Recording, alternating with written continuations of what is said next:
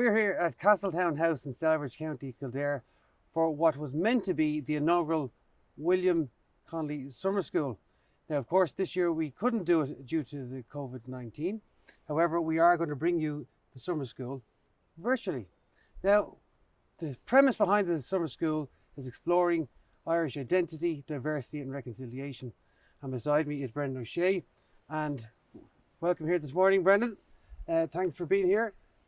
We've been conceptualising the concept of the summer school for quite some time now.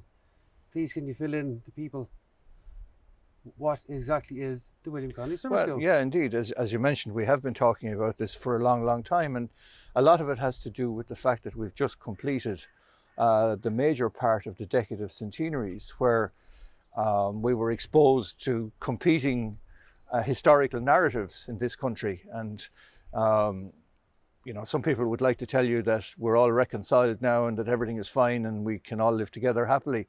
I don't believe that for a moment. I think in many respects there's scope for far more discussion now as a result of what we've experienced for the last couple of years than there ever was before. And I suppose it's out of that conversation that we've been having a discussion about, you know, the influence of history on identity. For that matter, what is identity? What does it mean to be Irish anymore? What does it mean to be the new Irish? What's the definition of identity in the Irish diaspora? And then how do you reconcile all of that together and move forward? And what does it mean to be Irish in the 21st century? And unfortunately, there are far more questions than there are answers. Of course, Ireland wouldn't be the same if it wasn't more questions than answers. And I suppose the concept or Brexit has brought about this entire discussion all over again as well. And has brought to the fore the discussion of a shared Ireland and the possibilities of border polls. The census next year in Northern Ireland is also going to probably bring up further questions. Yeah, I mean the Brexit debate and the ongoing difficulties that we're experiencing with Brexit effectively is just driving people into individual camps, and it's not facilitating reconciliation at all. What it's doing is it's forcing people to adopt, you know, various nationalistic approaches to their existence. I mean, we have profound English nationalism at the foot of Brexit, compounded by Scottish nationalism, which is fundamentally different, Welsh nationalism, which would like to be different but can't because they're economically tied to it. And whether we like it or not, we're influenced by all of that because of our relationship with the United Kingdom. And the very fact that we're standing here today in Castletown House in Celbridge, even though this is now a neutral venue for all of this discussion, in many ways, it illustrates the influence. This was the home of Speaker William Conolly, who was the Speaker of the Irish Parliament, the first Irish Parliament, which was fundamentally an Anglo-Irish Parliament, even though they were quite proud of their Irish identity as well, and very proud of their difference from England and from the rest of Great Britain, or the United Kingdom as it was then.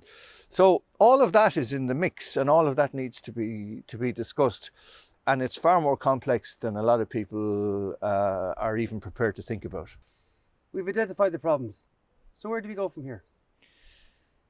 Well, as I said to you, it's a complex problem in the first instance, so the route or the way forward is going to be complex as well.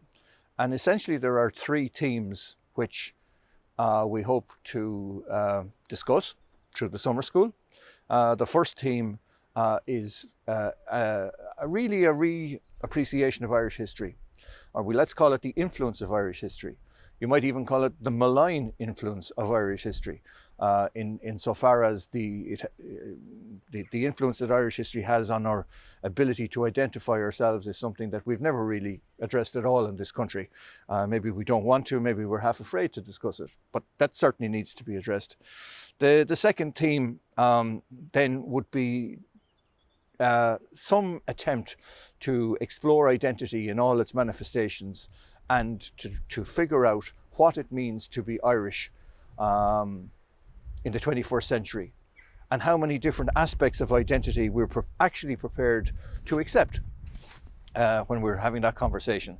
That would be the second theme, and that's obviously quite complex as well. And the third part is a reconciliation of our history and all of these multiple identities, and to try and bring it all together and to reconcile ourselves. We have to reconcile ourselves before we can reconcile with anybody else. Yeah, so if absolutely. we want to understand what it is to be Irish, we have to define ourselves positively. Traditionally, we've always defined ourselves negatively. We're not English, we're not Scottish, we're not Welsh. Well, the day for defining ourselves negatively is over. We have to be in a position to say, we're Irish because of the following positive factors. But we have to have that discussion, because I can't give you an answer to that right now.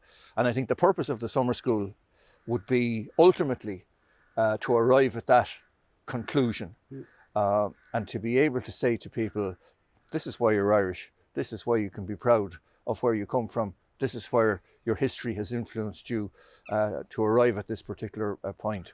And as the publication of Brian Walker's book last year, History Matters, was very timely, because it brought to the core of the discussion history, identity and reconciliation all in one package.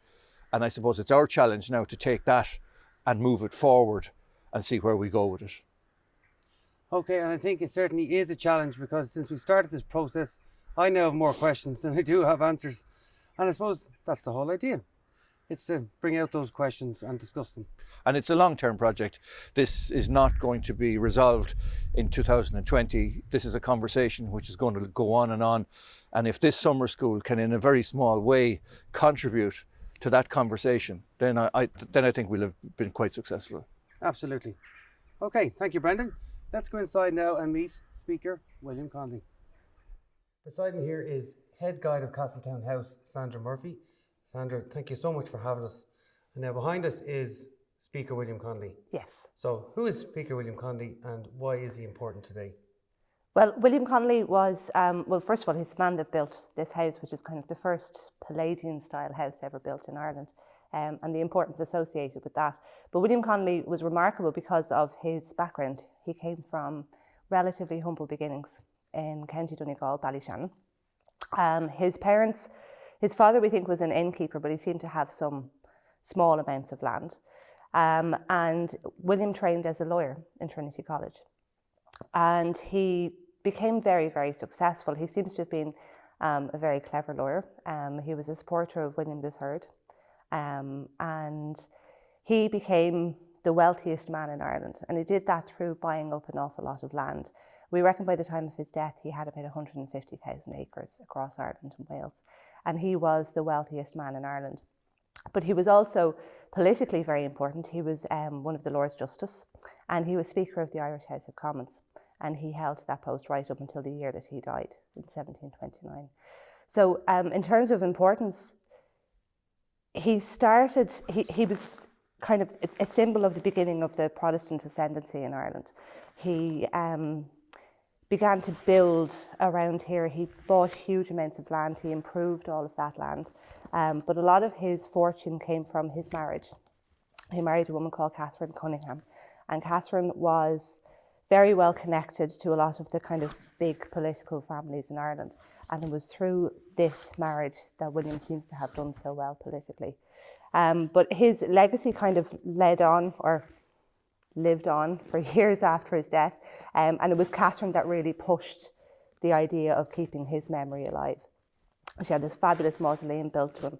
And we have fantastic letters where she's still writing and defending her husband's political influence in Ireland for years and years after his death. Catherine lived until she was nearly 90. Oh wow, that's a very old age. A very, very old age, yes. Especially back then. Yeah, absolutely. Yeah. And apparently she could still read without spectacles by firelight at that stage in her life. So that's quite a feat for a 90-year-old woman. Yeah. So. Okay. Yeah. Well, thank you so much. I mean, a complex man, I suppose, in some ways. Yes. I mean, you can't get more of an Irish name than Conolly. And as you said, I suppose a billionaire of his day. Yeah. He's probably one of the first self-made billionaires in Ireland. Okay. Long before we were counting money in millions. Well, thank you so much for having us, and thank you again for allowing us to have our inaugural summer school named after Speaker William Conolly. I think it's a very fitting name Yeah. Complex man from a complex time. And again, it also highlights the complexities of Irish history. Absolutely. Yes. Thank you so much. Okay.